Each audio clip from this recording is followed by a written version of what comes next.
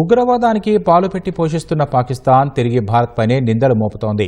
తమ దేశానికి వ్యతిరేకంగా భారత్ తీవ్రవాదాన్ని ప్రోత్సహిస్తూ అస్థిరతకు నెలకొల్పేలా చేస్తోందని పాక్ ఆరోపించింది. దాయాది దేశం ఆరోపణలకు భారత్ ధీటుగా బదులిచ్చింది. ఉగ్రవాదానికి కేంద్రం ఎక్కడ ఉందో ప్రపంచానికి తెలుసని చురకలు అంటించింది. తన వైఫల్యాలను కప్పిపుచ్చుకునేందుకు ఇతరులపై పాకిస్తాన్ నిందలు మోపుతోందని మండిపడింది.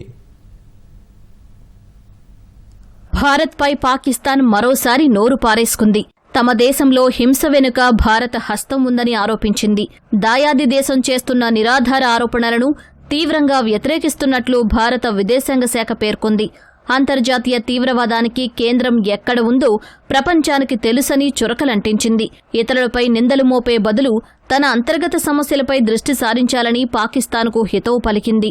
బలూచిస్తాన్ రైలు హైజాక్ పథక రచన విదేశాల్లో జరిగిందని పాకిస్తాన్ విదేశాంగ శాఖ అధికార ప్రతినిధి అన్నారు. హైజాక్ ఆశాంతం బలూచిస్తాన్ లిబరేషన్ ఆర్మీ BLAకి చెందిన మిలిటెంట్లు ఆఫ్ఘనిస్తాన్లోని తమ హ్యాండర్లతో టచ్లో ఉన్నారని చెప్పారు. గతంలో BLA ఏ అఘాయిత్యానికి పాల్పడినా భారత్ వైపు చూపించేవారని, ఇప్పుడు పాక్ విదేశీ విధానంలో ఏమైనా మార్పు ఉందా అన్న ప్రశ్నకు ఏ మార్పు లేదని ఆయన బదులిచ్చారు.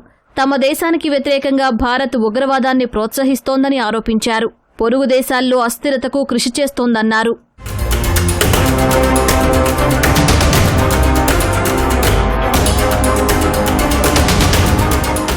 రైలు హైజాక్ వెనుక ఆఫ్ఘనిస్తాన్ హస్తం ఉందనేందుకు తమ వద్ద బలమైన ఆధారాలున్నాయని పాక్ విదేశాంగ అధికార ప్రతినిధి చేసిన వ్యాఖ్యలపై ఆఫ్ఘనిస్తాన్ విదేశాంగ మంత్రిత్వ శాఖ స్పందించింది.